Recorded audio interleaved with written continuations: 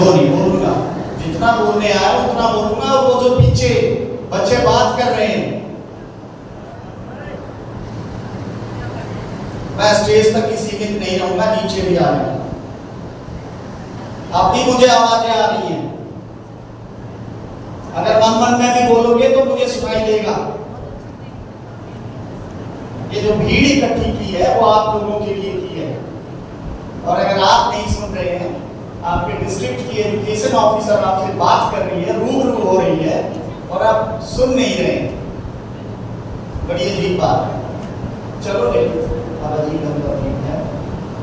इस संस्था के संस्थापक माननीय अनिल बंसल जी अभी शायद आएंगे, और व्यवस्थापक अभिषेक बंसल जी, आदरणीय शिक्षा अधिकारी जी, और अन्य अध्यापक, प्रिंसिपल, पेरेंट्स भी बैठे, सबको प्रणाम है, नमस्कार। अभी मैं देख रहा हूं पीछे येलो टी शर्ट में एक लड़का, और सबसे पिछली लाइन में जिसने स्पेक्स लगा रखे हैं, सबसे पीछे घूम के देख रहा है एक लड़का। मेरी आवाज आ रही है पीछे तक? मुझे यहां मोटिवेशन के लिए बुलाया गया है। दो लाइनें मुझे याद आती हैं। तालीम नहीं दी जा सकती परिंदों को उड़ानों की, तालीम नहीं दी जा सकती परिंदों को उड़ानों की, वो तो खुद ही नाप लेते हैं ऊंचाइयां आसमानों की।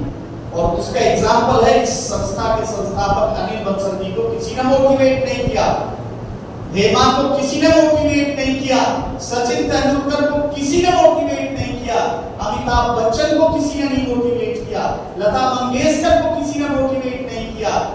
मैं अपने कंधे पर लात मार रहा हूं।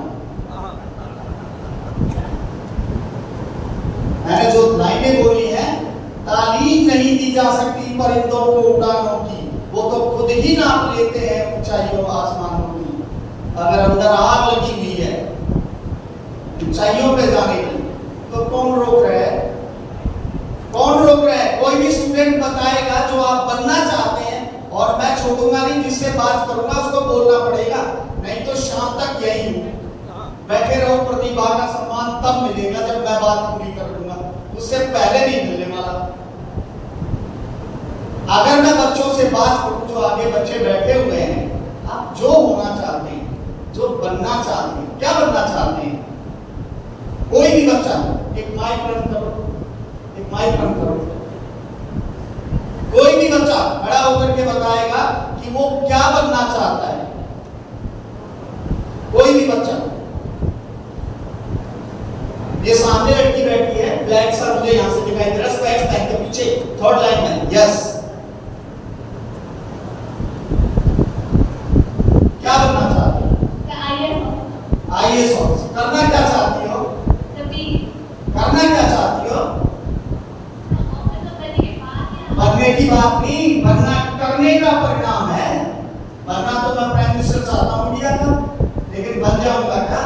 और माननीय नरेंद्र मोदी जी से एक छोटी सी बच्ची ने यही सवाल पूछा कि आपको पता था कि आप प्रधानमंत्री बनेंगे? मुझे तो जानकारी नहीं थी, ऐसे घर में पैदा हुआ था जहां पे ये सोच भी नहीं सकते थे कि प्रधानमंत्री तो दूर की बात कि कहीं पीएम भी लग जाऊंगा जाकर के। लेकिन एक बात निश्चित थी कि मैं कुछ न कुछ करना चाहता था। क्या करना चाहते हो? अगर आईएएस बनना चाहते हो, आईएएस बनने के लिए आज से 5 साल बाद, 10 साल बाद, जब भी आप आईएएस बनना चाहेंगी, उसके लिए आज जो कर लेना चाहिए, अगर आपने वो आज नहीं किया तो ख्वाब छोड़ दो। क्या करना चाहिए? आपको पता है? आइडिया है क्या? मुझे बताओ, सिलसिलेवार बताओ। एग्जामिनेशन की तैयारी हार्ड वर्क और कंसिस्टेंसी के साथ। यस, और एग्जामिनेशन की तैयारी के लिए कैसे, क्या सोर्सेज हैं? आपने सिलेबस देखा है उसका?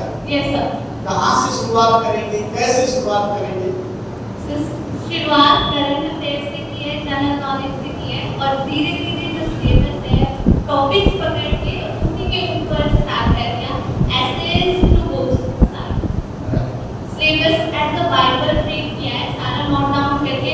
इम्पोर्टेंट चीज क्या बेसिक शुरुआत कहाँ से होगी, क्या करेंगे? तो बेसिक शुरुआत से करंट अफेयर्स और जनरल नॉलेज से कौन सा सिलेबस पहले देंगे? तो पहले पॉलिटिक्स का देखा था और उसके बाद नहीं, उसमें भी किस लेवल का कहाँ से? 6 to 10 मैं इस बच्ची से बातचीत यही रोकूंगा। कारण क्या है? एक तो आपकी अटेंशन को अपनी तरफ करने के लिए, दूसरा आज आप जो भी कर रहे हैं वही बनेंगे। मैंने ये व्यक्तिगत स्टडी कंडक्ट की है अपने निजी तौर पे और उसमें ये पाया है आपके दिन में कितने घंटे हैं? 24।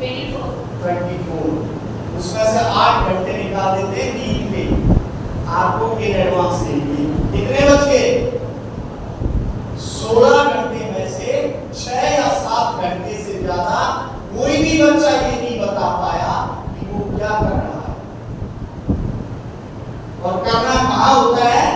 समय में। आपका समय जहां भी जा रहा है, मोबाइल फोन पे, दोस्त से बात करने में, टीवी देखने में और पता नहीं क्या क्या। एक जगह मैंने एक बच्चे से पूछा कि कैसे टाइम पास करते हो, उसने बड़ा मजेदार बताया कि सर टीवी का जो रिमोट है वो पकड़ लेता हूँ और एक बार स्टार्ट करता हूँ, 0 से लेकर तब 100 तक चैनल होते थे, 0 से 100 तक खुदाता हुआ लेके जाता हूँ उसको और वहां तक पहुंचने का 45 मिनट लगते हैं। इसी तरह से वापस आता हूँ।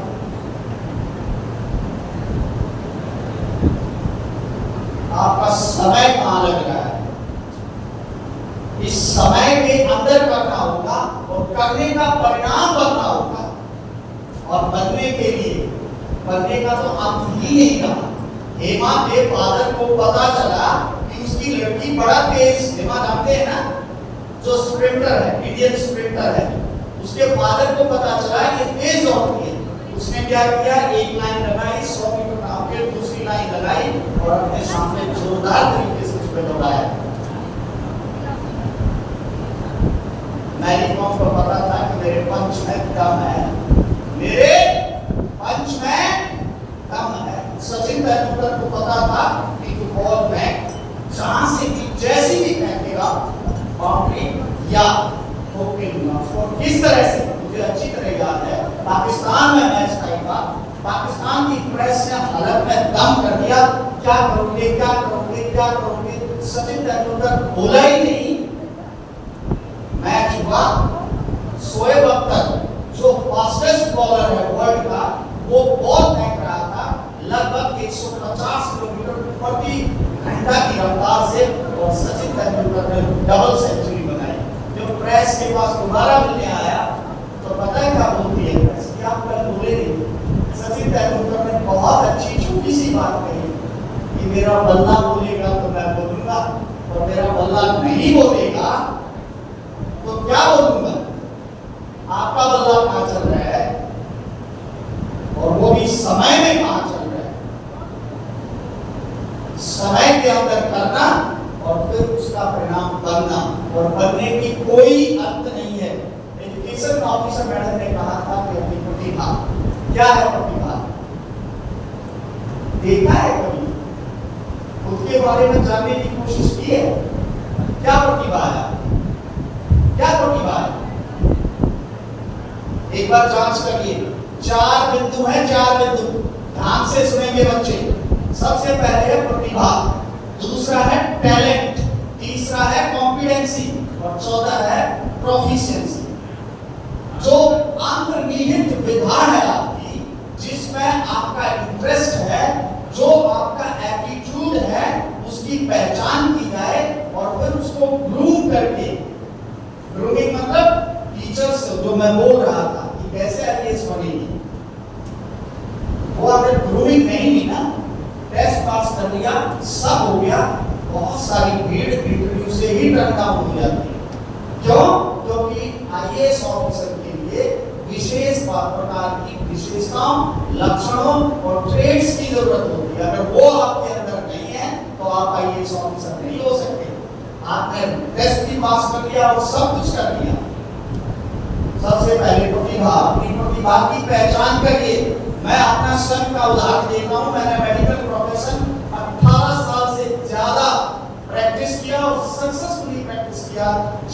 के लोग साक्षी हैं कि 150 से ज्यादा पेशेंट देरी होते थे, वहां जाकर के मुझे आभास हुआ कि मुझे बदल लेना चाहिए, वहां से दूसरे प्रोफेशन में गया। ये डिजास्टर है। अगर हम शुरू से ही अपनी प्रतिभा को पहचान लें और उसी का हम आगे उत्थान करें, विकास करें और फिर उसको उस सीमा तक ले जाएं। युवन तक ने ये जांच कर ली है कि ज्यादातर जो क्वालिफिकेशंस, जो डिग्रियां आपको दी जा रही हैं, वो डिग्रियां आपको कौशल प्रदान नहीं कर रही हैं, हुनर नहीं दे रही हैं। और अगर आप हुनरमंद नहीं हैं तो इंडस्ट्री, गवर्नमेंट और कोई भी आपको रोजगार नहीं देगा।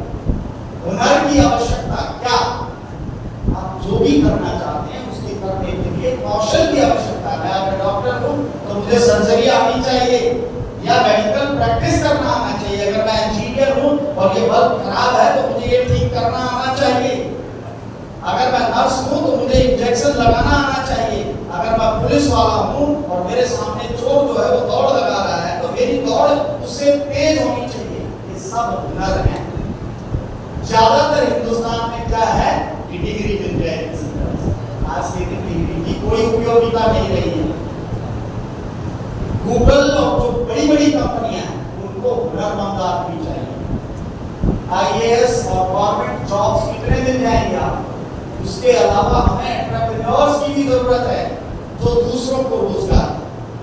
सो पहली बात हुई कि सबसे पहले तो आपकी रुचि हो, और रुचि भी किस उसमें। अमिताभ बच्चन से जब 2000 का वर्ष आया तो पूछा गया, प्रेस ने पूछा कि आप मिलेनियम हीरो कैसे हो पाए, तो उनका जवाब पता है क्या, कि मेरी जो अंतर्निहित विधा थी, जो मेरा इनहेरिटेड टैलेंट था, मैंने उसी को रिकॉग्नाइज किया और उसी को अपने जीवन का व्यवसाय बना लिया, जिससे मैं ना सिर्फ उससे पैसा कमाया, मेरे ख्याल से हिंदुस्तान की फिल्म इंडस्ट्री में कोई भी अभिनेता ऐसा नहीं होगा जिसने इतना पैसा कमाया हो जितना कि अमिताभ बच्चन ने कमाया। बोला कि मैंने अपनी अंतर्निहित विधा, अपने इनहेरिटेड टैलेंट को ही अपने जीवन का व्यवसाय बनाया और उसको उतना उन्नत और विकसित किया कि मैं आज मेरे लिए उन्नत। आपने पाप फिल्म देखी होगी, पाप देखना, अमिताभ बच्चन ने अपना चरित्र उसके अंदर चित्रित किया है, वो काबिले तारीफ। ऐसा कैसे हो पाया? क्योंकि उसके अंदर वो सब कुछ था, इसीलिए वो वैसा हो पाया। अगर आप सज्जन होना चाहते हैं तो आप अंदर से सज्जन होने चाहिए। अगर आप डांसर होना चाहते हैं तो आप डांस करते हुए डांस ही हो जाएं। अगर आप टीचर होना चाहते हैं तो टीचिंग करते करते आप टॉट हो जाएं।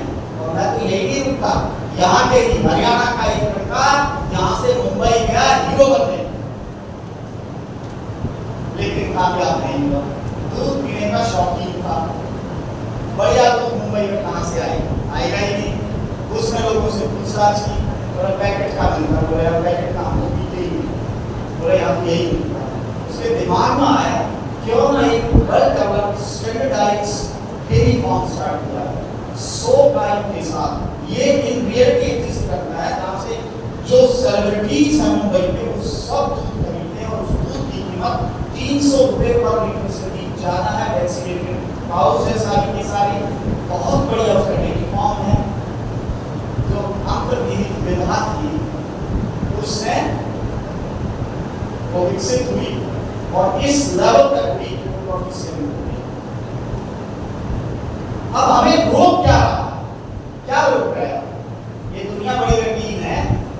अभी मैडम जो बता रही थी ना कि आप यहाँ से निकल करके आगे जा रहे हैं, और वो संतोष जी भी बोल के गए हैं, उनकी बात को मेरे ख्याल से आपने कितनी तवज्जो दी मुझे नहीं पता, लेकिन वो बोल के गए हैं कि यहाँ से दुनिया बदलेगी।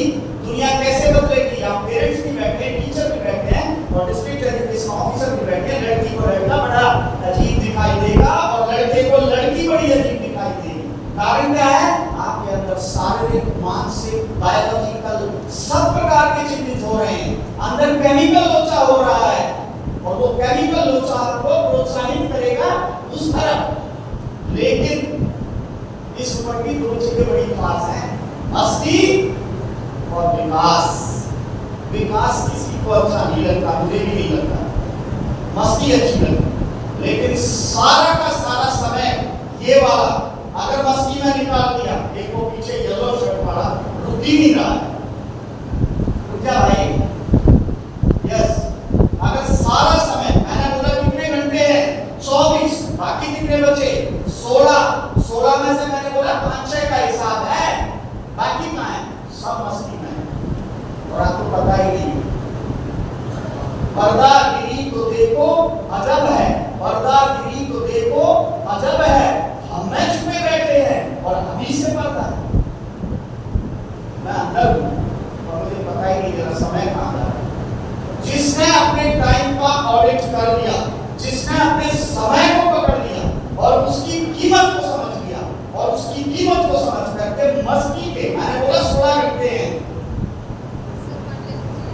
16 घंटे हैं, 16 घंटे में से लगाइए मैंने पहले मस्ती में नाम किया, इस उम्र की मस्ती नहीं आएगी, इस उम्र के दोस्त नहीं आएंगे, ये पक्की बात है, लेकिन सारा समय अगर मस्ती को दोस्तों को दे दिया, बीबी आप बाहर आ जाओ, हाँ जी इनको भेजो, एक बार बाद में देंगे पानी, इनको बोलो एक बार आप आ जाओ, बाहर मैंने बड़ी मुश्किल से मामला जचाया, आपको कर नहीं करा, आ जाओ बाहर आ जाओ। 16 घंटे में से 10 घंटे भी ईमानदार करने में, वो करने में, तय करके करने में कि मैंने क्या बनना है, उसके बनने के लिए वो तो लड़की बता रही थी ना, मैं आपको एग्जाम्पल बताता हूँ। इसी तरह का एक सेशन के लिए वो कहीं पे इन्वाइट किया गया एमटी यूनिवर्सिटी में, मैंने जब स्टार्ट किया तो लड़की ने क्लियर कट मुझे बताया कि सर पीजी कर रही हूँ यहाँ से और मैं स्कॉलरशिप की तैयारी कर रही हूँ, मैंने अमेरिकन यूनिवर्सिटी में जाना है, वहीं एडमिशन लेना है और वहाँ एडमिशन लेने के बाद मैंने वहाँ से पीएचडी करनी है और पीएचडी पूरी करने के बाद मैं पोलैंड जाऊंगी और पोलैंड में एक पोटैटो इंस्टीट्यूट है, मैं उस पोटैटो इंस्टीट्यूट में रिसर्च करूंगी, लौट के हिंदुस्तान आऊंगी और फिर पोटैटो पे काम करूंगी। उसने ये भी तय कर रखा था कि मेरे पेरेंट्स के पास पैसा नहीं है, इसलिए मुझे स्कॉलरशिप के तहत ही जाना होगा, वो उसकी भी पैरवी, एक तरफ इंस्टीट्यूट में एडमिशन लेने के लिए और दूसरी तरफ स्कॉलरशिप की भी तैयारी, जिससे कि सचमुच वो पहुंच है। और मजेदार बात ये है कि वो ये लड़की सब कुछ करके इंडिया में एक एग्रीकल्चरल इंस्टीट्यूट में साइंटिफिक ऑफिसर बनी। ये होता है तय करना, जब ये तय हो जाए उसके बाद शिद्दत से, हरियाणवी के शब्द भाई गोटे घसना, अगर आईएएस नहीं बनी तो, अगर नहीं बनी तो ये बहुत अच्छी बात है। मेरी एक सहकर्मी टीचर थी, एक बार मैंने उससे पूछा अगर तुम टीचर ना हो, उसने बड़ी अजीब बात है, बोली सर मैं तो मरीज है, इसको कहते हैं गोटे घसना, या तो मैं ये होऊंगा और या यही होगा, इसके अलावा दूसरा विचार नहीं। आमतौर पर हम किनारे के पास जाकर के वहां से लौट आते हैं। यूपीएससी के एक जो रिटायर्ड चेयरमैन है, फॉर्मर चेयरमैन है, उन्होंने बहुत अच्छी बात की कि लाखों लोग आईएएस के लिए अपियर होते हैं, उसमें से मात्र 2%, मात्र 2%, 30% तो पेपर ही देने नहीं जाते, 30% पेपर ही नहीं देने जाते। कितने बच गए? 70%। 70% में 2 से 3% वही होते हैं कि मैं तुम्हारी जाऊंगा अगर ये नहीं करूंगा। मैं ये नहीं कहता कि हमें मर जाना चाहिए, ये एक अच्छी सलाह नहीं है और ऐसा करना भी नहीं चाहिए। आप इतनी शिद्दत से काम करो कि वो घटते ही रहे, तय करके शिद्दत से काम करो। और ये आईएएस के लिए नहीं है, ये किसी के लिए भी, और किसी के लिए भी क्या है, रोहतक में 100 समोसे वाला है, रोजाना 10,000 रुपये कमाता है, रोजाना 10,000, और उसकी मिठाई की भी दुकान है, दूसरी चीजें भी हैं, लेकिन समोसे बेचता है। 10,000 रुपये की शिद्दत से काम, तन्मयता से काम, और समोसे बेचता है। मैं क्या बोल रहा हूँ, ये आईएएस के लिए नहीं, हमारे यहाँ एग्रीकल्चर सेक्टर में आज भयंकर आवश्यकता है हमें एग्रीकल्चरिस्ट की। कारण क्या है, हमारी एग्रीकल्चर से उतना नहीं मिल रहा है जितना मिल सकता है।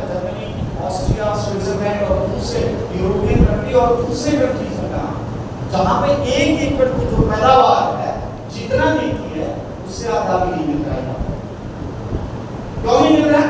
क्योंकि कोई शिद्दत से काम करने वाला नहीं है। जहां तक हरियाणवी यूथ की बात करूं, IAS में इस बार परचम कर दिया है। स्पोर्ट्स में पूरी इंडिया में 40% मेडल हमारे हैं। उसके अलावा जो युवा, जो युवती, जो लड़का, जो लड़की रात को 12 बजे खेत में जाकर के काम कर सकते हैं, देर से साथ उससे मेहनत का काम हो सकता है क्या?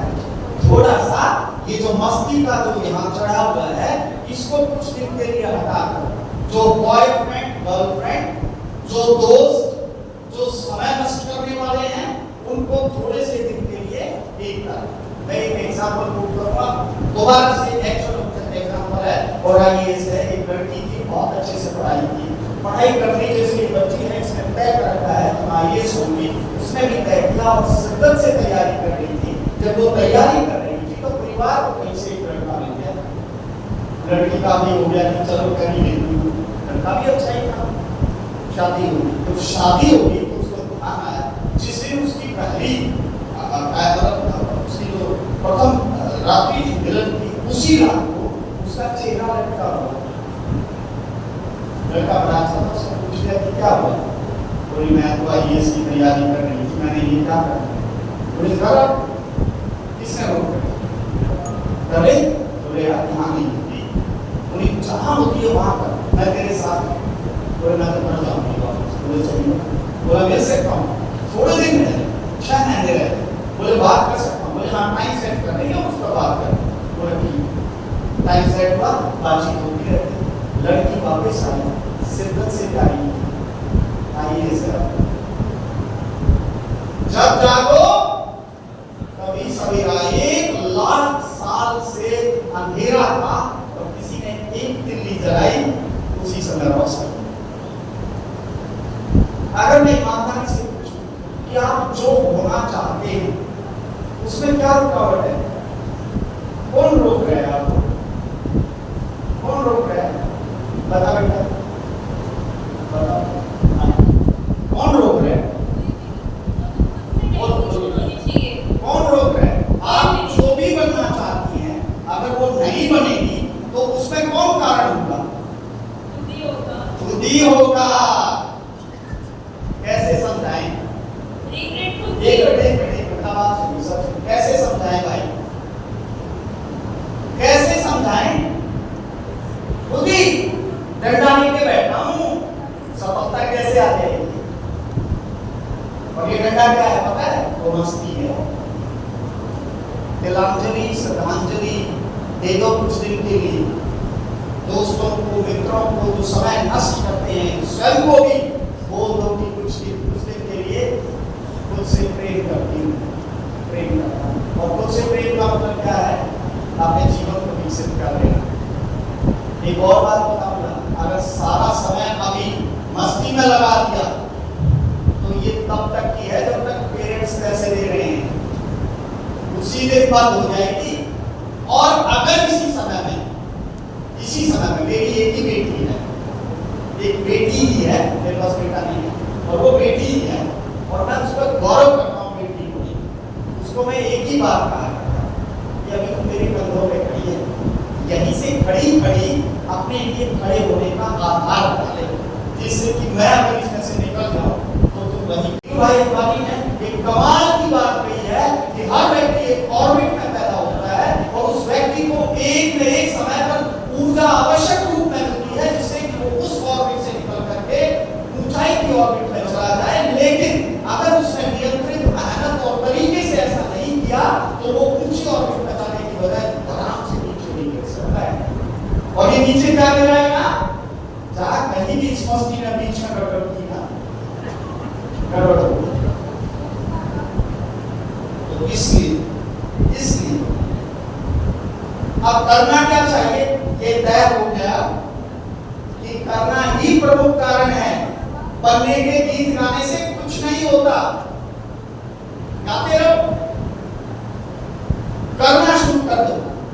लोग दो तरह के लोग मिलेंगे, दो तरह के प्रोफेशनल्स मिलेंगे। एक जो अपना बायोडाटा लेके लोगों के पीछे घूम रहे होंगे, नौकरी दे दो, नौकरी दे दो।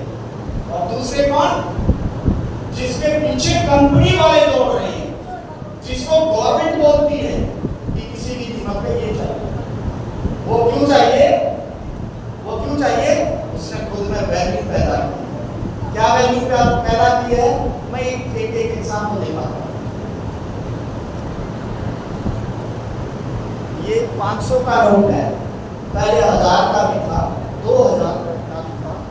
इस पे एक सज्जन पुरुष जो है उनका फोटोग्राफ है ना? क्यों है? क्योंकि इसके अंदर वैल्यूज।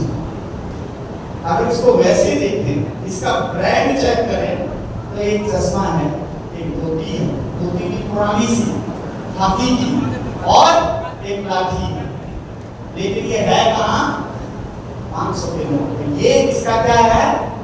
ये इसकी ब्रांड वैल्यू है, इसकी ब्रांड वैल्यू। जो ब्रांड तुमने पहन रखे हैं ना लोगों को दिखाने के लिए, उन ब्रांड्स में भी उनके अंदर वैल्यू है की है, तब उसको पहन रहे हो। उससे आपकी वैल्यू नहीं बढ़ती। आप उनके एडवर्टाइजर हैं। जो यहाँ पर वो लोगो लगा हुआ है ना, वो और लोगों को बता रहे हैं कि उन्हीं को पहनना है। अपना लोगो लगा हुआ है, अपने ब्रांड एम्बेसडर बनना है। मैं कुछ समय ज्यादा शायद पहले ही ले चुका हूँ, मैं एक बार फिर कहूँगा, तय करिए कि क्या होना है और उचित समय पे तय करिए कि क्या होना है। अभी आप भेड़ चाल में हैं। मैं स्कूल दो जगहों पे मैं एक जैसा ही सवाल पूछता हूँ। मैं स्टूडेंट से पूछता हूँ, क्यों पढ़ रहे हो? क्यों पढ़ रहे हो? सब पढ़ रहे हैं।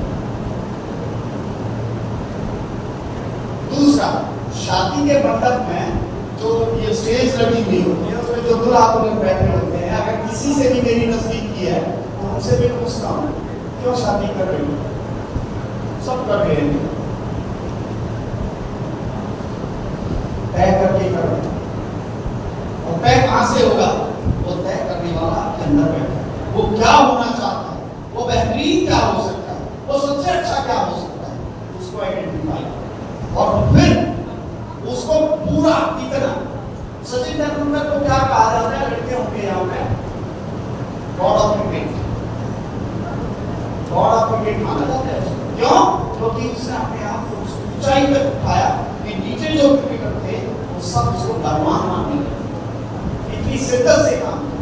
मैं फिर एक बार कहूँगा, इस दुनिया में एक ही चीज आपको कामयाब कर सकती है, वो है सिर्फ और सिर्फ मेहनत, कठिनाइयों से गुजरना। जो पेरेंट्स आपको वटवृक्ष की तरह छाया दे रहे हैं, वो आपके कैरियर को चौपट कर रहे हैं। आप बाहर निकलिए, मेहनत करिए और बहुत जोरदार तरीके से मेहनत करिए। किस तरह से मेहनत करिए?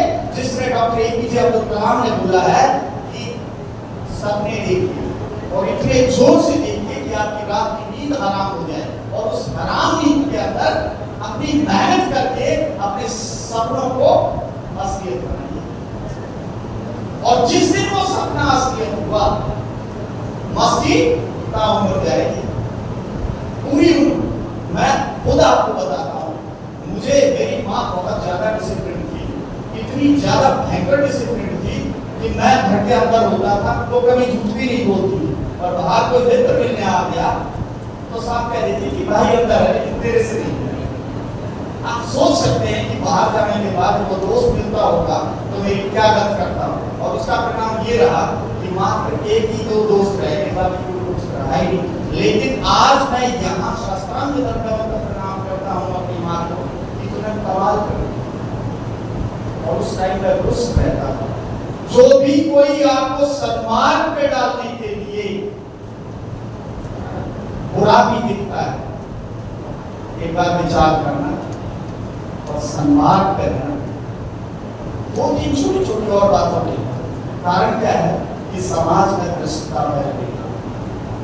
मैं सभी बच्चों से कहता हूँ, ये उम्र जो है आपकी मेहनत करके आगे बढ़ने की है, इसमें किसी लड़की या लड़की के चक्कर में बढ़ने की बात नहीं है। बहुत बड़ी बड़ी दुर्घटनाएं होती है, बच्चे पेड़ पर लटके हुए मिलते हैं, पेरेंट्स से भी मार रहे हैं या खुद भी मर रहे हैं। इससे भयंकर स्थिति नहीं हो सकती। आप ऐसा कभी मत करिए। अपने संस्कारों का अपनी संस्कृति का सम्मान करिए। हमारी जो संस्कृति है, हमारे जो पूर्वज हैं, हमारे जो माता पिता है, उन्होंने सोच समझ करके इस तरह की संस्कृति बनाई है।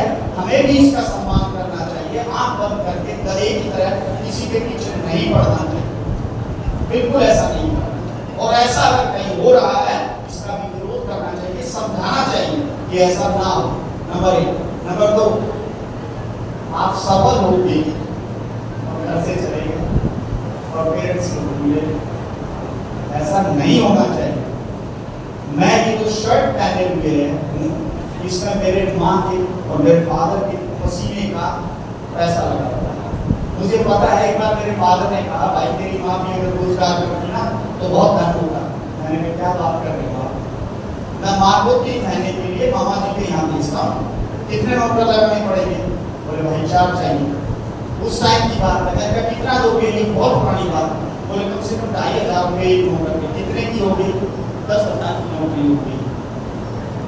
आपके पेरेंट्स का सम्मान, ये 2 बातों के साथ है। तो पर्ची भी आ गई, और जैसा मैंने बोला था कि 2 शब्द को मुझे नहीं जाऊँगा, पूरा मुझे जाऊँगा। मैं इस अपेक्षा के साथ एक छोटी सी और बात बताता हूँ। पानीपत के टोल पे एक दिन मैं खड़ा था, किसी लड़की ने ऐसे नॉक किया, अच्छी लड़की, हट्टी कट्टी लड़की। मैंने जैसे ही अपना गाड़ी का शीशा नीचे किया तो उससे बोला कि सर पहचाना आपने?